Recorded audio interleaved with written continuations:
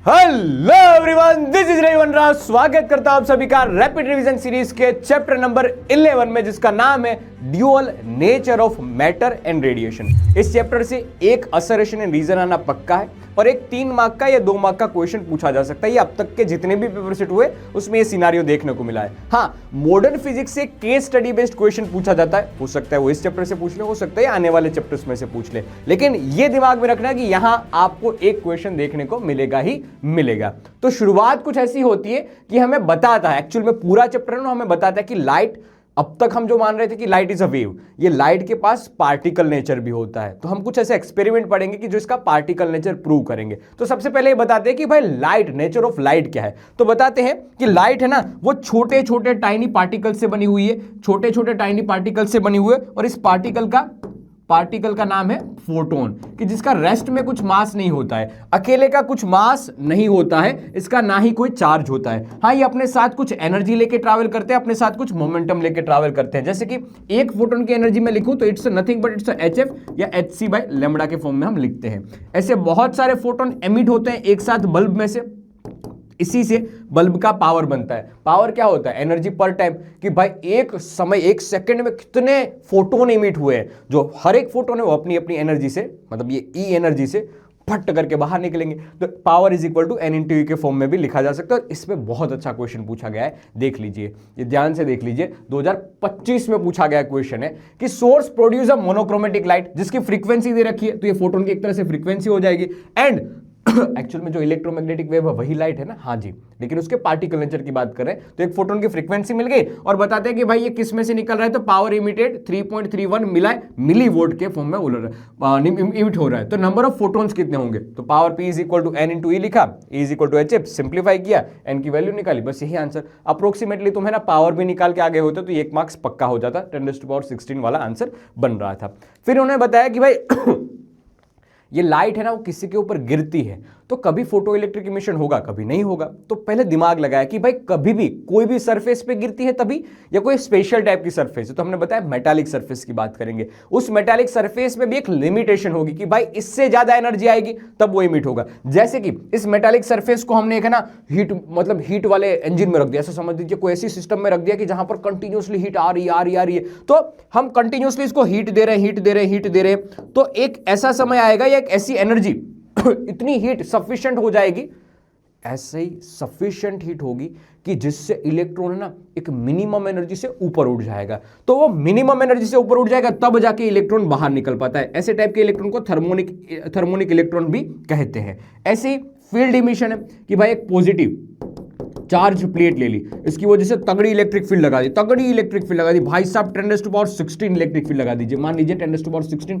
Volt पर metre की electric field लगा दी। अब ये क्या करेगा, इस मेटालिक सरफेस में बहुत सारे फ्री इलेक्ट्रॉन होंगे, उस फ्री इलेक्ट्रॉन को एनर्जी देगा, एनर्जी ज्यादा बढ़ी, अब इलेक्ट्रॉन बोलेगा मैं तेरे साथ नहीं रह, किसी के साथ भी ऐसा होता है ना, पैसा बढ़ जाता है, फिर मैं तेरे साथ नहीं रहूंगा, मैं तो आगे बढ़ जाऊंगा। तो ऐसे इलेक्ट्रॉन बाहर निकलने लग जाते हैं, ये इलेक्ट्रॉन बाहर निकलने लगते हैं। ओके, ऐसी ही बात फोटो इलेक्ट्रिक इमिशन में भी है। क्या है? लाइट गिर रही है, लाइट यानी nothing but it's a photon particle. एक एक फोटोन एक एक इलेक्ट्रॉन को पकड़ेगा, जैसे शादी का ब्याह होता है वैसे शादी ब्याह की कहानी है कि फोटोन है, एक एक फोटोन एक एक इलेक्ट्रॉन को पकड़ सकता है, ये कंडीशन है, एक ही बार शादी होगी, वैसी कंडीशन इसमें भी है। तो एक फोटोन एक एनर्जी के साथ एक एनर्जी को एनर्जी दे सकता है, एक फोटोन एक इलेक्ट्रॉन को एनर्जी दे सकता है। कोई बायोलॉजिकल प्रोसेस नहीं सोचनी, ठीक है। तो होता यह है कि अगर इलेक्ट्रॉन को सही लगा कि हाँ अच्छी एनर्जी लेके आ रहा है, ये एनर्जी एक मेरी मिनिमम जो क्राइटेरिया था, मिनिमम कंडीशन थी कि भाई इतनी एनर्जी मुझे चाहिए ही चाहिए, इतनी एनर्जी मुझे चाहिए, उससे ज्यादा है तो इलेक्ट्रॉन बाहर निकल जाएगा, और इस इलेक्ट्रॉन को फोटो इलेक्ट्रॉन कहते हैं, उस इलेक्ट्रॉन को फोटो इलेक्ट्रॉन कहते हैं। याद रखना, अभी इलेक्ट्रॉन शादी ब्याह होकर फोटो इलेक्ट्रॉन बन गया है, बढ़िया सब। अब इन्होंने मैंने बता दिया कि एक बीच में कि एक कंडीशन होगी, एक मिनिमम एनर्जी होगी कि उस मिनिमम एनर्जी के बाद ही फोटो इलेक्ट्रिक इमिशन हो पाएगा। इस मिनिमम एनर्जी को वर्क फंक्शन कहते हैं। क्या कहते हैं? Work function. इस वर्क फंक्शन को भी लिखने का तरीका है, E इज इक्वल टू, मतलब 5 इज इक्वल टू HF के फॉर्म में भी लिख सकते हो, HF नोट के फॉर्म में, या HC बाय लैम्बडा नोट के फॉर्म में भी हम लिख सकते हैं। याद रखना, वर्क फंक्शन 5 का फॉर्मूला क्या होता है? HF नोट, फ्रीक्वेंसी को थ्रेशोल्ड फ्रीक्वेंसी कहते हैं और वेवलेंथ को थ्रेशोल्ड वेवलेंथ कहते हैं। ओके, गिरने वाली एनर्जी ये है, अगर ये ज्यादा हुई वर्क फंक्शन से तभी फोटो इलेक्ट्रिक इमिशन होता है। अब यहां पर एक बात ये आती है मान लीजिए कि ज़्यादा है एनर्जी ज़्यादा है, फ्रीक्वेंसी ज़्यादा है इस थ्रेशोल्ड फ्रीक्वेंसी से तभी इमिशन होगा, एनर्जी ज़्यादा हो इस वर्क फंक्शन से तभी इमिशन होगा। ठीक है, तो अगर ये एनर्जी ज़्यादा है तो फोटो इलेक्ट्रिक इमिशन तो हो गया, लेकिन अब ये फोटो इलेक्ट्रॉन जाएगा कहाँ?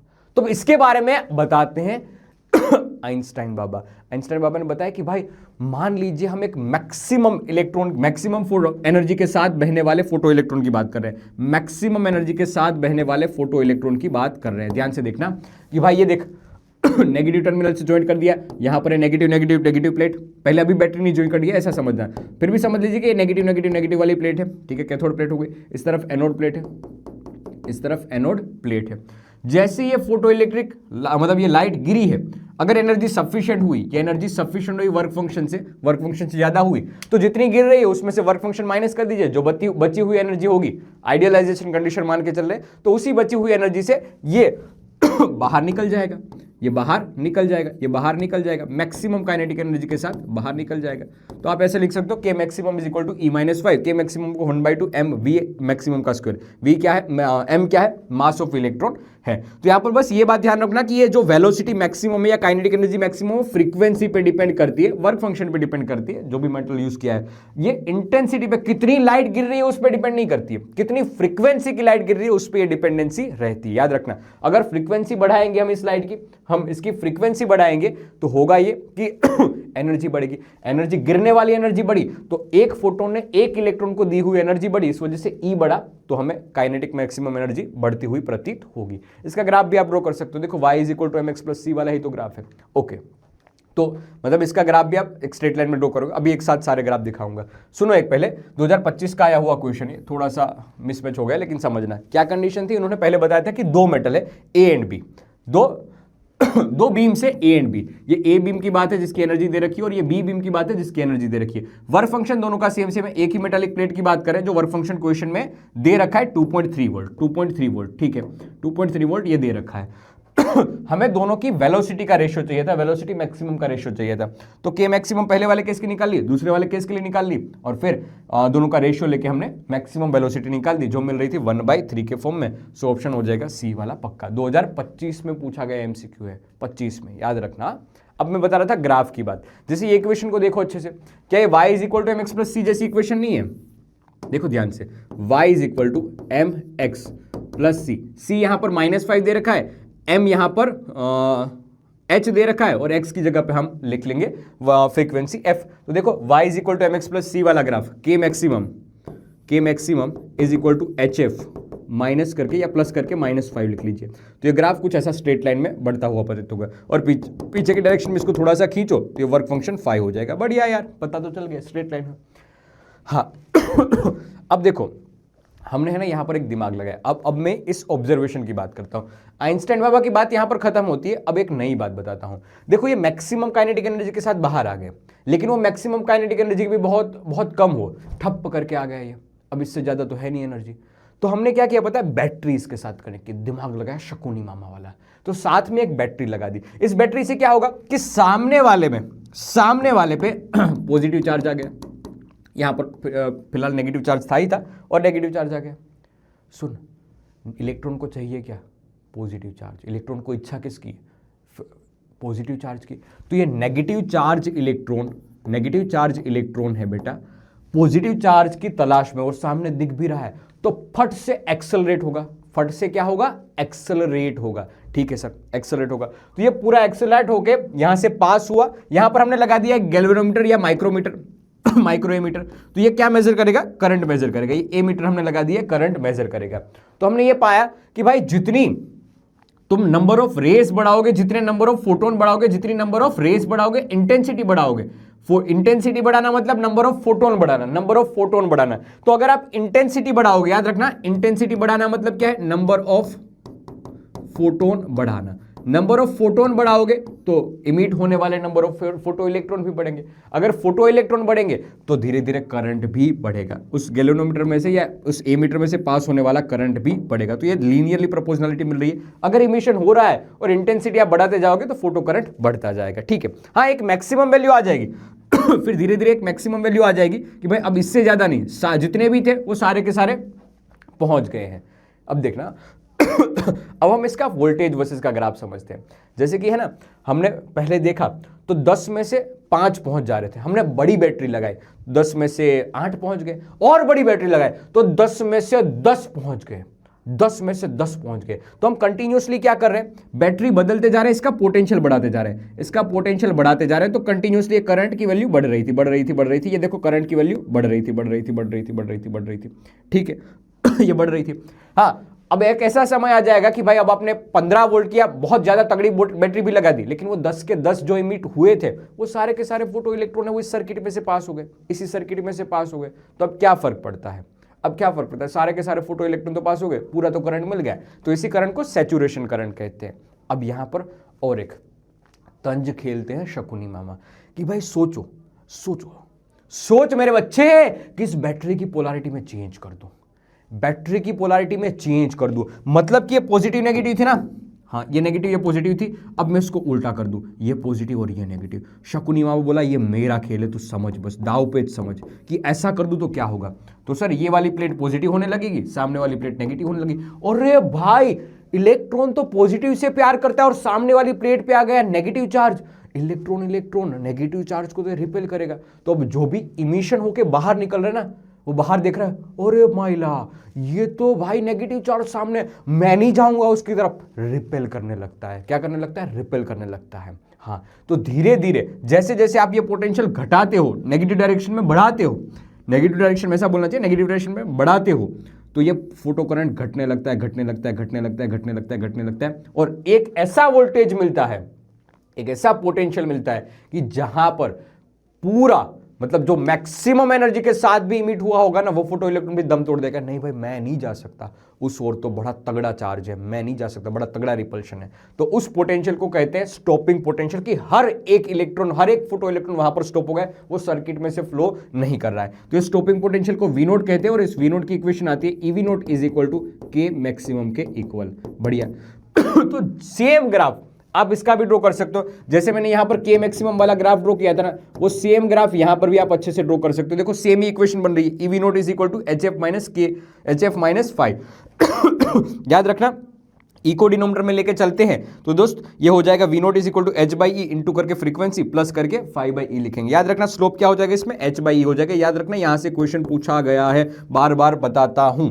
अब दो वेरिएशन ऐसे हैं, एक फ्रीक्वेंसी 2023 में क्वेश्चन पूछा गया था, बता देता हूं 2023 में ये क्वेश्चन पूछा गया था कि अगर फ्रीक्वेंसी और इंटेंसिटी के वेरिएशन पर बेस्ड कि फ्रीक्वेंसी बढ़ाओगे तो क्या होगा। तो देख जैसे फ्रीक्वेंसी बढ़ाते हो ना, वैसे आपको स्टॉपिंग पोटेंशियल ज्यादा मिलेगा उसको रोकने के लिए, मतलब काइनेटिक एनर्जी बढ़ रही होगी, इसी वजह से के मैक्सिमम बढ़ रहा है तो स्टॉपिंग पोटेंशियल बढ़ रहा होगा। ओके, तो उसको घटाने के लिए, उस इलेक्ट्रॉन को स्टॉप करने के लिए, फोटो इलेक्ट्रॉन को स्टॉप करने के लिए आपको और तगड़ी बैटरी लगानी पड़ेगी। तो कंटिन्यूसली आप देख सकते हो फोटो ये वोल्टेज बढ़ रहा है, फ्रीक्वेंसी अगर बढ़ा दोगे तब, और अगर इंटेंसिटी बढ़ाओगे, गिरने वाले फोटोन्स बढ़ाओगे, उसकी संख्या बढ़ाओगे, तो आपको सैचुरेशन करंट बढ़ता हुआ देखने को मिलेगा। स्टॉपिंग पोटेंशियल सेम है, stopping potential is depends on frequency, photo current इसमें सेम है, photo current is depends on intensity.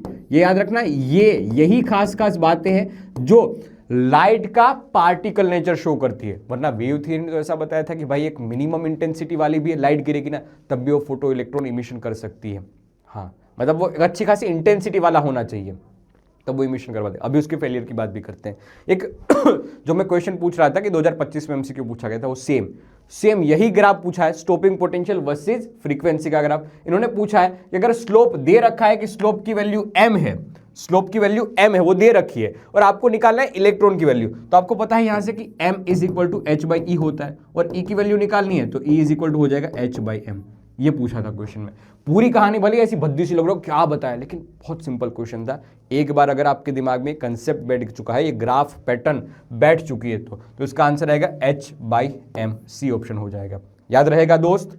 हाँ अब ये क्वेश्चन पूछा गया 2024 में, फेलियर बताइए कि वेव थियरी क्यों लाइट का नेचर समझा नहीं पा रही थी, ये एक्सपेरिमेंट समझा नहीं पा रही थी। तो वेव थियरी ने कहीं ना कहीं, आपको याद हो तो वेव ऑप्टिक्स में मैंने बताया था कि intensity is proportional to amplitude square. तो इंटेंसिटी एम्पलीट्यूड पे डिपेंड करती है, तो intensity is also proportional to energy. Intensity energy पे डिपेंड करती है, तो जैसे जैसे इंटेंसिटी बढ़ाओगे वैसे वैसे एनर्जी बढ़ेगी। बात सही है, लेकिन ये पूरे समाज के लिए बात हो रही है, कोई इंडिविजुअल व्यक्ति के लिए बात नहीं हो रही है। बात ये भी सही है, लेकिन इंडिविजुअल व्यक्ति की बात नहीं हो रही है। तो उन्होंने बताया इंटेंसिटी बढ़ेगी, एनर्जी बढ़ेगी, एनर्जी बढ़ेगी तो इलेक्ट्रॉन को पास होने वाली एनर्जी बढ़ेगी। हाँ जी, इलेक्ट्रॉन को पास होने वाली एनर्जी बढ़ेगी तो काइनेटिक एनर्जी बढ़ेगी। अभी तो हम सीख क्या है, डिपेंड नहीं कर रही इंटेंसिटी पे। काइनेटिक एनर्जी है वो किस पे डिपेंड कर रही थी, फ्रीक्वेंसी पे डिपेंड कर रही थी दोस्त, इंटेंसिटी पे डिपेंड नहीं कर रही थी। हमने आइंस्टाइन बाबा का इक्वेशन भी पढ़ा था। तो ये गलती हुई। गलती नंबर 1 इंटेंसिटी प्रॉब्लम। गलती नंबर 2 फ्रीक्वेंसी प्रॉब्लम। ये फ्रीक्वेंसी प्रॉब्लम क्या है समझना। फ्रीक्वेंसी प्रॉब्लम में इन्होंने बताया कि भाई किसी भी फ्रीक्वेंसी पे ये एमिशन हो सकता है, बस इंटेंसिटी अच्छी खासी होनी चाहिए। ये वेव ऑप्टिक्स ने बताया। देख भाई, इंटेंसिटी अच्छी खासी रखो, फ्रीक्वेंसी कोई सी भी हो, काम हो जाएगा, फोटो इलेक्ट्रिक एमिशन हो जाएगा। पार्टिकल थ्योरी ने बता दिया था भाई, एक फ्रीक्वेंसी, पर्टिकुलर फ्रीक्वेंसी होनी चाहिए, एफ नोट से ज्यादा फ्रीक्वेंसी होनी चाहिए इसकी, तभी इमिशन होगा। इंटेंसिटी कितनी भी रख लो, कितने भी नंबर ऑफ फोटोन गिरा दो, लेकिन अगर उसकी एनर्जी कैपेबल नहीं, उसकी फ्रीक्वेंसी कैपेबल नहीं है तो इमिशन नहीं होगा।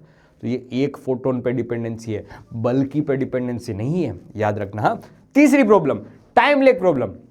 अकॉर्डिंग टू वेव थ्योरी कि भाई ये वेव है ना, वो वेव फ्रंट के फॉर्म में, लाइट है वो वेव फ्रंट के फॉर्म में ट्रैवल करती है। तो वेव फ्रंट ऐसे हर एक पॉइंट की ऐसे ऐसे एनर्जी होगी, तो वेव फ्रंट धीरे धीरे आएगा, हर एक वेव फ्रंट है उसे स्प्रेड आउट होगा, एनर्जी स्प्रेड आउट होगी, धीरे धीरे ये स्प्रेड आउट होता है, तो धीरे धीरे एनर्जी सामने वाली सरफेस को मिलती है, इलेक्ट्रॉन्स को मिलती है। तो ये प्रोसेस स्लोली होती है, तो टाइम थोड़ा सा लग जाएगा, मतलब ऐसा नहीं फट फट फट फट फट इमिशन हो जाएगा। ये बताया था इन्होंने वेव थ्योरी के अकॉर्डिंग।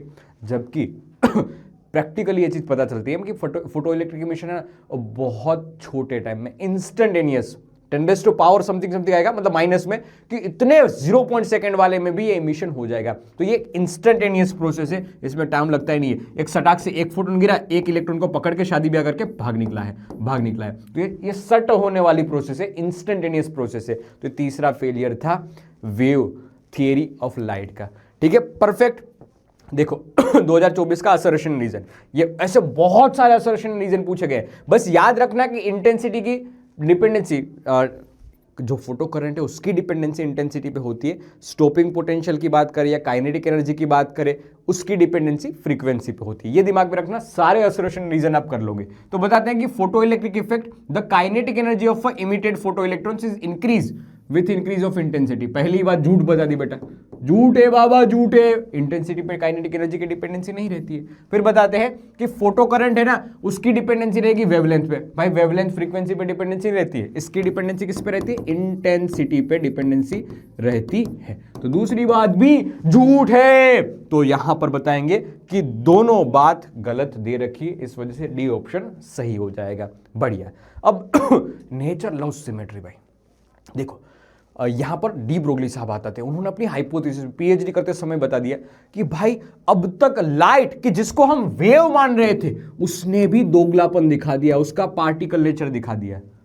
तो हम तो इंसानों की बात कर रहे हैं, हम तो मैटर की बात कर रहे हैं। मेरे सामने पड़ी हुई है पानी की बोतल, मेरे सामने पड़ी हुई है ये मोबाइल या चाबी वगैरह, जो भी मान लीजिए, वो सब मैटर है, मैटर। तो मैटर मेरे सामने, ये इलेक्ट्रॉन या फिर ऐसा रिमोट मान लीजिए, रिमोट स्लाइडर, ये मैटर है, ये पार्टिकल है, लेकिन ये भी तो दोगला हो सकता है। हाँ, अभी मैं इसको देख पा रहा हूं, लेकिन सट सट सट सट ऐसा मोशन करवाऊंगा तो ये भी कुछ वेव नेचर शो कर रहा है। जी हाँ, तो मैटर के पास भी वेव नेचर रहता है, मतलब हर एक दोगला है, हर एक दोगला है, तुम में सब दोगले हैं, ये बताया हाइपोथेसिस ने। अरे दोगला मतलब बताते हैं कि इसके पास भी वेवलेंथ होती है, तुम ज्यादा उल्टा समझ रहे हो।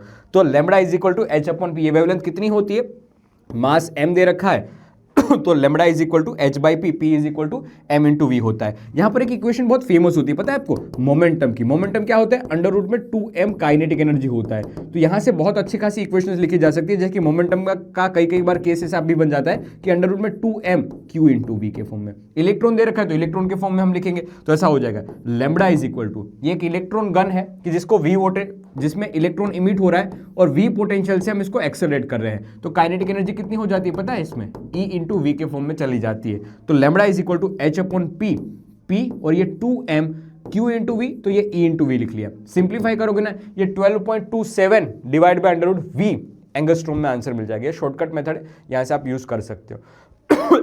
याद रखना, ऐसे फॉर्मूले बहुत फेमस है, यहां से भी क्वेश्चन आ सकता है, एमसीक्यू के फॉर्म में आ सकता है। ये रहा। हाँ, छोटे छोटे पार्टिकल होते हैं ना कि बहुत हाई वेलोसिटी के साथ वो ट्रैवल कर रहे हैं, तभी उसमें वेवलेंथ की बातें करेंगे। मतलब हम देखो दोगले हैं, लेकिन दिखाई नहीं दे रहे कि मेरी वेवलेंथ कहाँ दिखाई दे रही, कोई पूंछ की तरह तो बाहर लटक नहीं रही है वेवलेंथ। तो जिसकी वेलोसिटी बहुत अच्छी खासी और मास बहुत कम है, उसके लिए वेवलेंथ अच्छी खासी देखने को मिलती है, बाकी नहीं देखने को मिलती है। बढ़िया। 2024 में एक और एमसीक्यू पूछा गया था कि इलेक्ट्रॉन और प्रोटॉन है वो ट्रैवल कर रहे हैं विथ सेम वेवलेंथ। अगर ये ट्रैवल हो रहे हैं तो दोनों की वेवलेंथ सेम है, तो कौन सा फैक्टर इनमें से सेम होगा?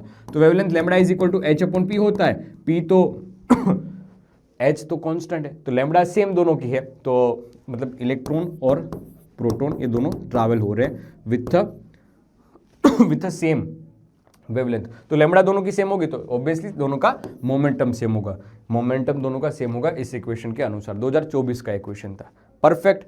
आ रही है सब, सारी बातें समझ में आ रही है। बस यही है dual nature of matter and radiation. इसके जितने भी फॉर्मूले बन सकते थे और ग्राफ बन सकते वो सारे मैंने यहां पर वापस रिवाइज कर दिए। ये फॉर्मूला अच्छे से एक बार पढ़ लेना, पीडीएफ को डाउनलोड कर लेना, नीचे टेलीग्राम चैनल की लिंक दे रखी होगी और वहां पर ये पीडीएफ अपलोड मैं कर दूंगा। ठीक है। अब हमेशा की तरह एक क्वेश्चन आपके लिए छोड़ के जा रहा हूं, दम है तो करके दिखा शेखावत। ये कंपेरिजन बेस्ड क्वेश्चन है। पहले दिमाग लगाओ, अपना दिमाग लगाओ, पोज करो और कमेंट सेक्शन में इसका आंसर करो। नहीं किया ना अब तक, पोज कर।